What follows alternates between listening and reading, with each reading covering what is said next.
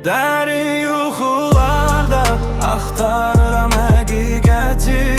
Külək sovur ürəyimi, iz qoyur gecəni. Gözlərdə qaranlıq, amma içimdə işıq. Sözlərim qəlbimdən, səndən başqa heç kimə nişan.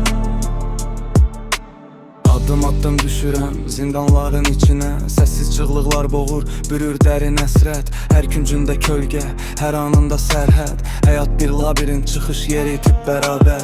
Ümidlər yaralı, zaman yaralayıcı. Dost kimi görünənlər bıçaq kimi kəsici. Sözlərim silahım, sənətim tək dostum. Hər misramda döyüş, sanki içimdə savaşım.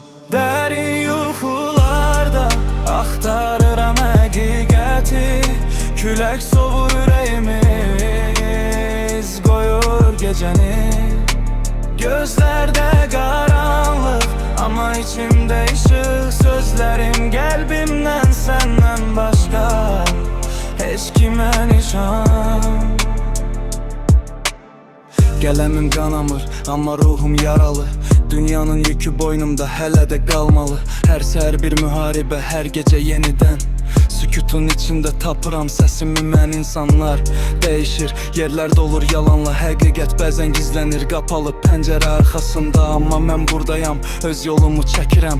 Qaranlıqda parıldayam, bir ulduz kimi yaşayıram. Dərin yuxularda axtarıram həqiqəti. Külək sovur ürəyimi, iz qoyur gecəni. Gözlərdə qaranlıq, amma içimdə işıq. Sözlərim qəlbimdən, səndən başqa heç kimə nişan.